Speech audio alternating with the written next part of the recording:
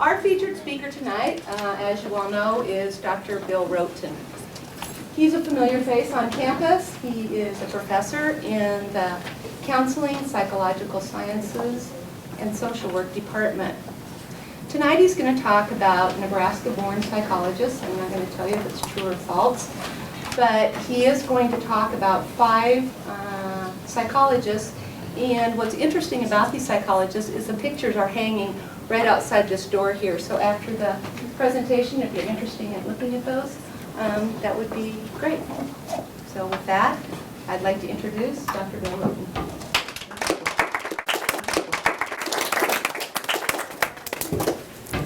Well, anyway, the library has been very good for me for the last 30 years, and I certainly appreciate their support, and I do whatever I can to support their efforts, and I think this initiative is very important. And thank you very much for coming, most of whom I'm looking at I've looked at today, but that's fine. You're all pleasant people, and I'm glad that you've rejoined me. So that's it. That's the question, and the answer is false. Obviously, it wouldn't be true. If it would be true, I'd say I have nothing to say, and we'd all leave. So it obviously is false, so I want to tell that story. This story has unfolded over the last quarter century, well, I'll just tell you a little bit about the details. It started with a question, and it wasn't exactly that question. It wasn't, are there internationally known psychologists? My question was, this was the late 1980s. I came in 1984. And when I realized where I was, I just wondered where I was on the earth. It's something about the sparseness and whatever. These are the questions that come to mind. My profession is very important, so I wanted to say, well, I wonder if I could connect. So it was really the connected question, a very personal question for me, because my scholarship is that important. Fortunately, I got the support through several small grants from the Nebraska Humanities Council, and here are the results, basically, and then I'll show you the individuals who convinced me that these were actually the case. Results are that the individuals that we'll talk about tonight were very method-centered, and method-centeredness is kind of the heart or core of scientific psychology. And so these people, although they lived years ago, in a sense were very contemporary. They were very much 21st century. They were measurement-oriented. And for you students in my class, you know measurement's important to me. It's one of the defining features of scientific psychology. And these people were all very measurement-oriented, and each in their own way contributed to that conversation. 4 of them were presidents of the American Psychological Association. 4 of the 5. The one that was not was Leta Hollingworth, a female. And if you remember the first part of the 20th century, American psychologists were like much of the American culture. They were slow in understanding the contributions women were making to their very own discipline. And then they were all early 20th century influence. I've in effect said that. And all of the names, perhaps but one, still surface in psychology textbook. Very simply said, the people I talk to are major people in terms of my discipline, in terms of scientific psychology. And a lot of them had contributions beyond psychology, but we'll get to that. So who did I find? Well, this was one. And this is the least known person. Born in 1886 in Lincoln, Nebraska, Edwin Ray Guthrie. Guthrie, in the early part of the 20th century, was one of the most important learning theorists in the world. He preceded, if you remember your history, he preceded the influence of B.F. Skinner. So between the first part of the 20th century and B.F. Skinner was Edwin Guthrie. Guthrie had an approach called one-trial learning theory. And it's one trial as if all you had to do is try it once. If it succeeded, then you learned it. But the thing about Guthrie you have to understand is the elements that people were learning were very micro-responses, maybe even down to the muscular level. So anyway, that was his system, and that's how he viewed learning. But he, shall we say, is the least familiar in 2015. Okay, J.P. Guilford, very much. You can find references to Guilford his structure of intellect model and what have you, still in textbooks. 1897, Marquette, Nebraska. So we're talking about people, as you can see, who are going to have a lot of influence the early part of the 20th century. But Guilford, even more than Guthrie, had significant contributions in a wide number of areas, including primarily personality theory testing, but also intelligence testing. And he was one of the individuals in the mid part of the 20th century, 1950, when he was president of the APA, who drew an important distinction to show that creativity was part of an intellectual model. And because of Guilford, people took more interest in creativity. Number 3, J. McVicker Hunt. We're getting closer to home.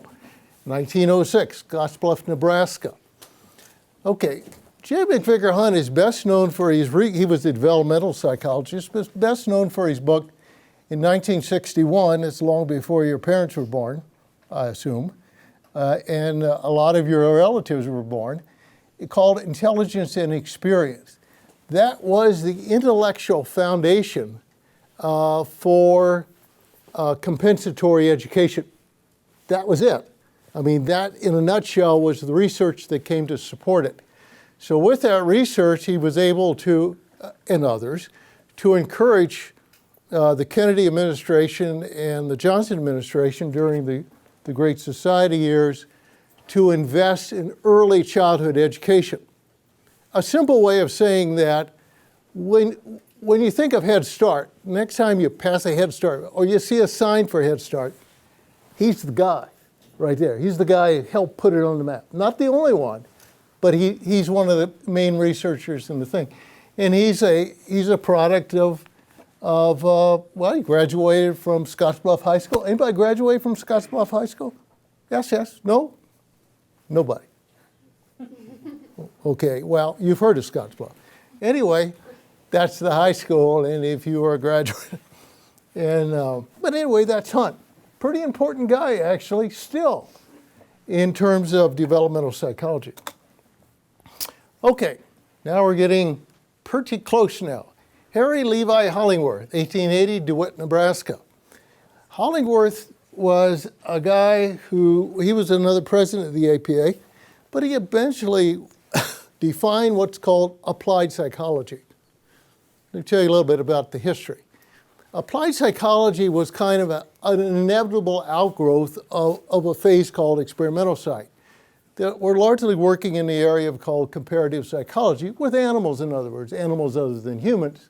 So you had the rats and the pigeons, and Guthrie he used cats. I can't believe anybody would try to research a cat. But anyway, that was it. Hollingworth said, okay, let's apply this stuff to humans. And the early definition of applied psychology was exactly that it was experimental methods applied to humans. Okay. Now, of course, psychology in the popular mind and popular culture, I mean, humans were always involved. They were never disassociated. But from an experimental point of view, that was not necessarily true. And so we have Harry Hollingworth, and now we have his wife, Leta Stetter Hollingworth, 1886, Chadron, Nebraska. Okay, in 1886, she was born to a family, and they lived in a hole in the side of the White River. That's where they lived. It was called a dugout, but nonetheless, that's what it was, just kind of a big hole in the side of the White River. She lived in the Chadron area. She was born a little bit north of the airport, if you know where the airport is. And she lived for the first 10 years in Chadron. At some point, she was being cared for by a grandmother. Her father, I guess a euphemistic way of saying it, her father was a good time Charlie. He kind of liked to do that, and he wasn't home a whole lot. Early on, her mother died. She was being cared for by a grandmother. One of my initial grants from the Nebraska Humanities Council was to look specifically at her. So here I was in the middle of 1980. I'd done my PhD thesis on creativity and gifted talented education. more on creativity. And the name didn't mean anything to me. I would have not known that she would have existed, except I was doing another project. I got a letter. It was letters in those days, not emails. I got a letter from a historian at Texas A&M who said, by the way, do you know that your office is about 1.5 miles from where Leta Hollingworth was born? So I got looking, okay. I look at it, and she was a big deal. Leta Hollingworth was an individual who made her way first at UNL and had met Harry, and they'd got married. So it's not Harry and Sally, it's Leta and Harry. But anyway, Harry and Leta got married, and then they moved then to Columbia University in New York City. And she worked under a pretty well-known educational psychologist that I mentioned in my class. And of course, most people in this room know it because it's written in their notes, is E.L. Thorndike. And so she was a graduate, or shall we say, a PhD doctoral graduate of E.L. Thorndike. Okay, that's Leta Hollingworth. She then became, in effect, when she was a graduate student, but she started one of the first, not the first, but one of the first schools for gifted, talented youngsters in New York City. It was called the Speyer School. There was about 100 children involved. And these kids had really pretty high IQs. A lot of them had IQs in the 180s and whatever. So that's kind of what she's known for. And she's often then credited as being, so to speak, the foremother of creativity and gifted, talented education in the United States. Interestingly enough, Speyer School was really a project that was dedicated to students who were mentally deficient. Now, wait a minute, I just said gifted. What do you mean mentally deficient? It was a custom in even scientific psychology to talk about this kind of psychology where it looked at both extremes, the mentally, shall we say, more defective and the mentally talented, the extremes, not average people, but people at the extremes, as part of what used to be called exceptional psychology. And so they developed a school the Speyer School was dedicated to the education of children who were mentally deficient. Well, she worked on the gifted, talented side. Okay. So that's basically the 5 individuals that I discovered that are all Nebraska born. And they had a really significant imprint on scientific psychology, early part of the 20th century, and in many respects, their influence still persists. Of all of these individuals, I spent the most time on Leta Hollingworth. So I produced a video 25 years ago. These were called videotapes then. And so we produced a videotape 25 years ago, and I want to play that. It took me a while to find it, but I found it. And Brian Sears, one of the technicians on campus, was able to put it into Vimeo. And so with that in mind, I want to show that to you. Now, what you'll notice is there's a guy in there that looks a lot like me, only a younger version. Okay, 25 years younger. But the sound is good. You'll find some of the coloration is not as good as it needs to be. But anyway, so let me get this guy going. Okay, now the first part is dark. And what we did is we went out in the summer. This was about the summer of 1989 or 1990. And so these are shot around the White River, and all of these areas are a little bit north of the airport. Okay, so the summer, and as I recall, we did this in June. So let's see what story this young guy's got to tell you.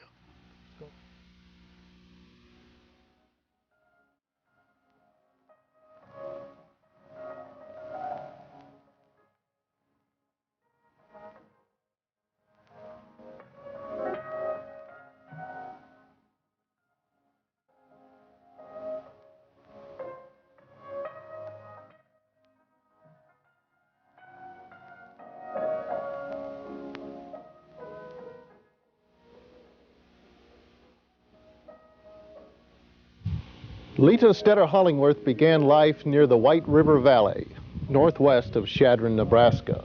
Leta's story starts more than a century ago. The 1880s were promising for this region. Rains were unusually frequent and homesteaders prospered. Chadron's early years satisfied the schemes of land speculators and railroad promoters and the dreams of immigrants.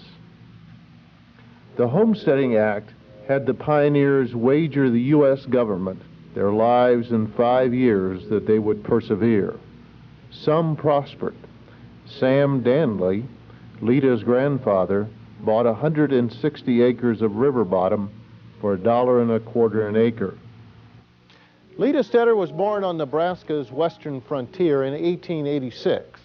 She was reared in poverty and domestic turmoil, and in a community that had far less use for women than it did for men or for horses.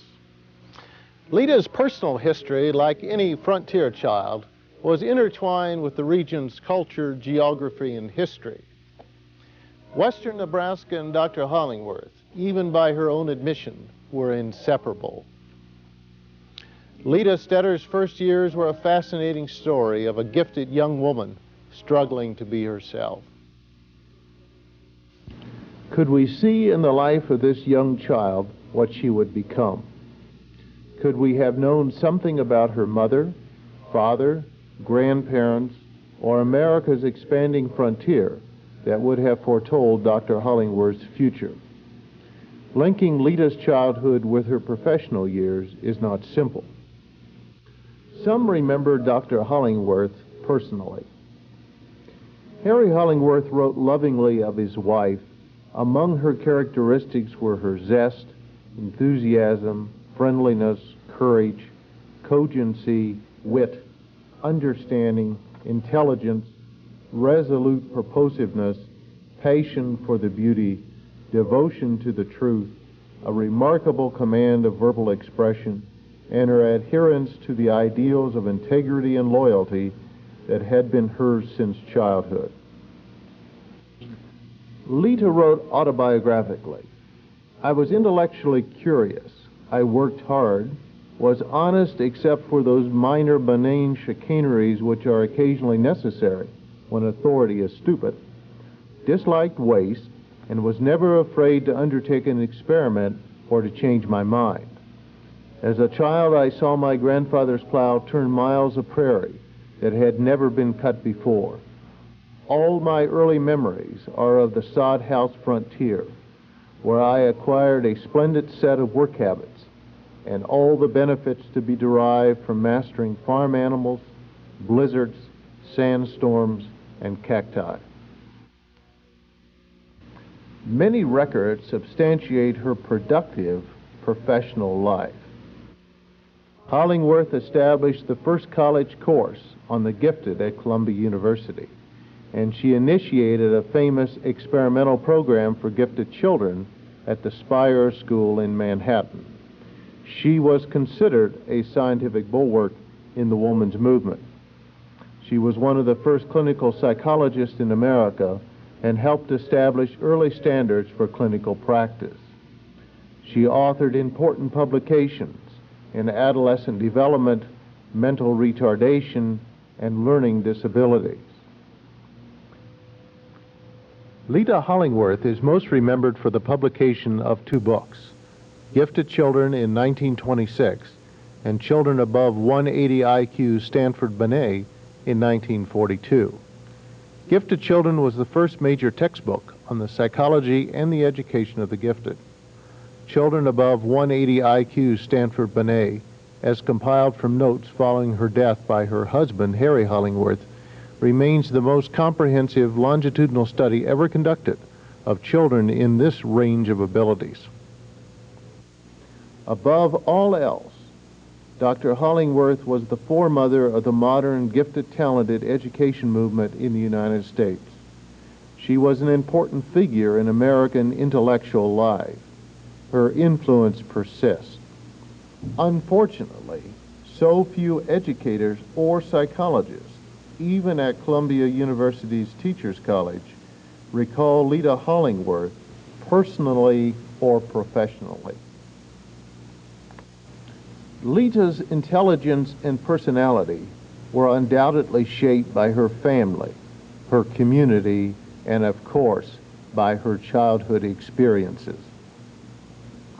Leta especially resembled her father, John G. Stetter, Jr. Even Harry Hollingworth admitted that Leta reminded him of Johnny's physique, swarthy complexion, zest for life, curiosity, unpretentiousness, and sense of humor. Leta's father was a character of the Old West. Johnny and his brothers, Jake and Henry, owned meat markets, ranches, and saloons. Johnny gambled, drank heavily at times, and as a song and dance man, was a successful amateur entertainer.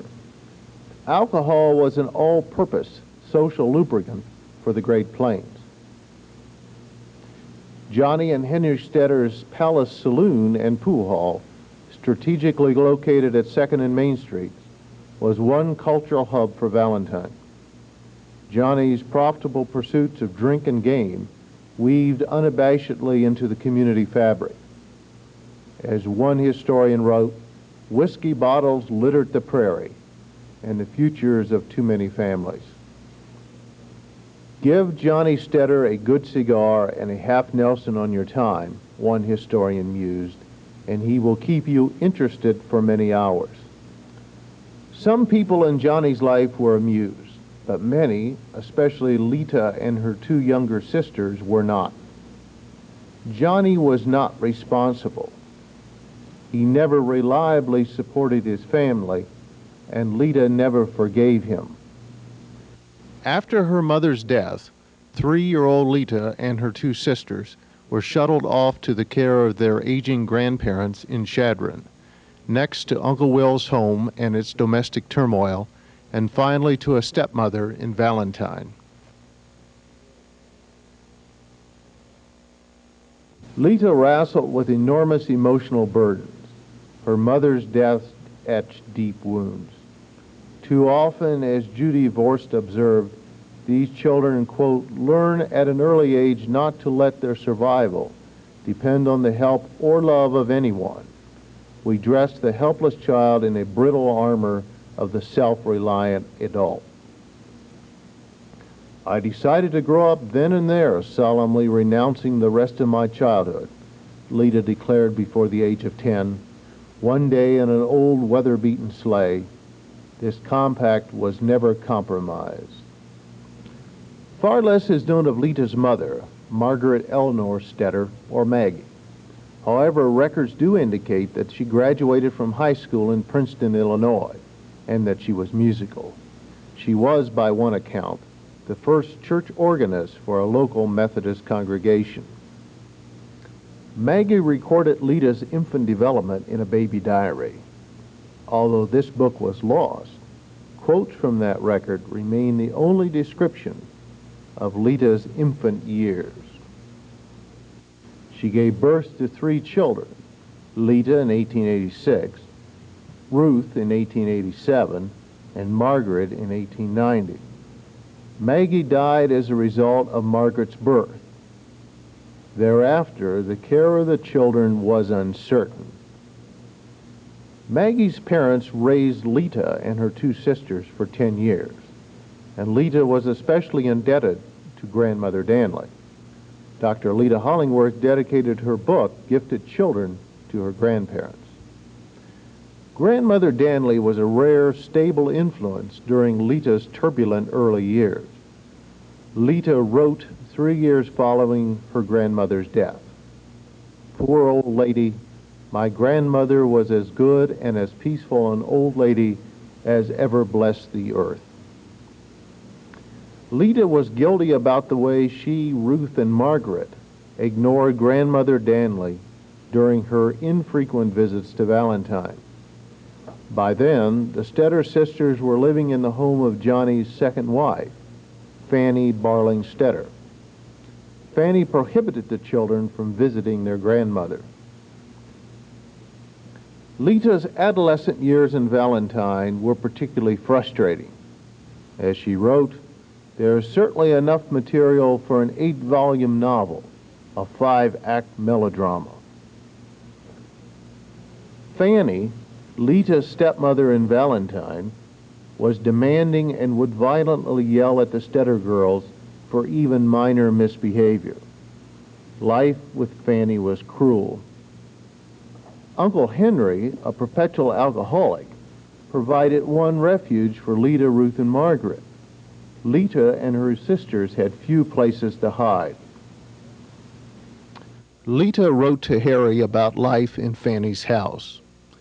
They ought not to have expected mere children to bear their burdens. Yet many and many a night I have gone to bed, and so have my sisters, warily wondering what day would bring forth in the way of strife and turmoil. You cannot realize, for syllables will ever halt in their effort to convey life. You have never lain awake all night when you were 13 or 15, nor stood calmly day after day and heard yourself accused. Even at the age of 22, Leta vividly recalled the trauma at 426 North Cherry Street in Valentine. How horribly the memory of all those bitter and terrible days. Sometimes when I sit quite alone and busy, suddenly the terror from which I have forever fled comes back to me. Not really, of course, but nonetheless clearly. Now I wash my hands of all their affairs forever. I feel that it would choke me ever to set foot upon its threshold again. Helen Stetter is Leta's cousin. Helen, Leta, and her sisters Ruth and Margaret played together as children in Valentine. Helen was close to the turmoil in Leta's life. I can look back now and see so much that we didn't understand. Now, Aunt Fanny was a very talented lady, and she had the girls take voice and piano, and the girls all had beautiful voices because my father and Uncle John had such beautiful voices. And Papa played the banjo and Uncle Johnny the guitar. And of evenings we would go down and spend in the summertime an evening sitting on the front porch of Uncle Johnny's home. Leta lived 3 years in this sad and violent home, and her life in Valentine left more scars. Leta published a 7-stanza poem, Lone Pine, at the age of 14 in a local newspaper. More than any other statement, this poem characterizes her adolescence.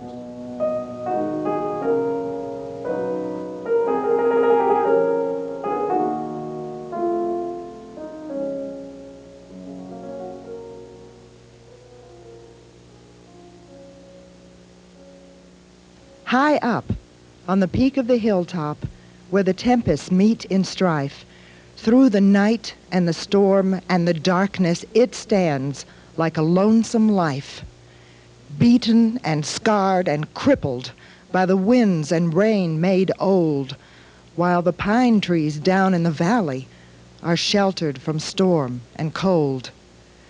From a barren rock on the summit of the hill, it lifts its form alike to the warm spring sunshine and the fury of the storm, silent and uncomplaining, except when the sad winds moan through its broken and battered branches the tale of a life, alone. High up, where the world may see it, sharp outlined against the sky, while its brothers down in the valley, unnoticed, are all passed by.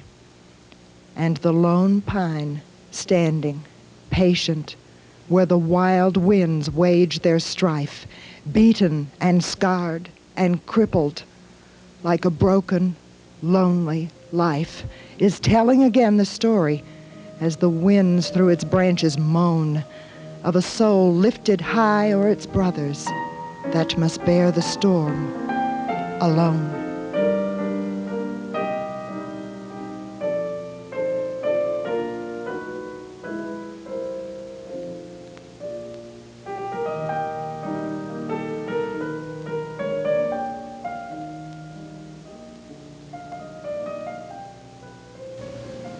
Valentine High School nourished what remained of Leta's adolescent self-worth by supporting her intellectual creativity.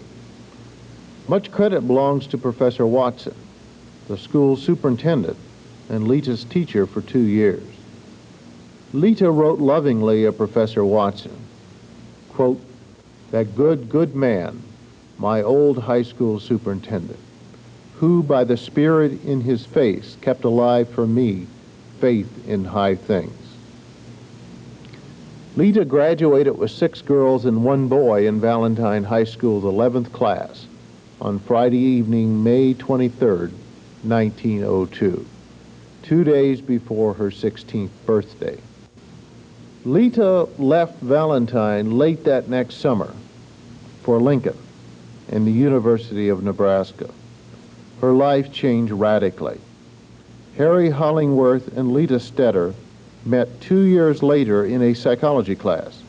They were both destined for illustrious careers.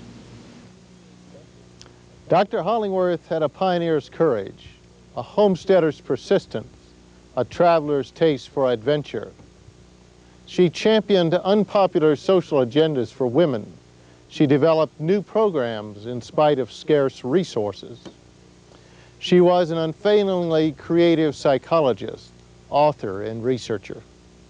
Somehow her father's keen wit and intelligence, her mother's literacy and musical skills, her grandmother's maternal stability, as well as her childhood poverty and domestic turmoil, produced her greatness.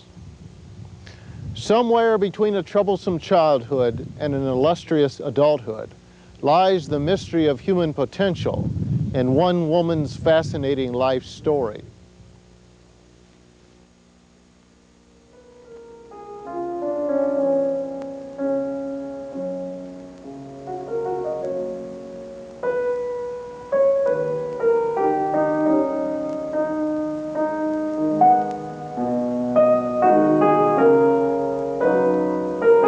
Questions? Bill, do you have any thought of like why nobody else replicated that 1942 study that you said? I can't remember what you said was special about it. Longitudinal study of IQs that high. Now, whether or not it's been done, I'm not aware of it. Okay. Yeah. And any longitudinal study is just enormously expensive. So. Probably why. Yeah. So you got some heritage. For Dr. Roweton? If not, thank you for coming, and if you do not,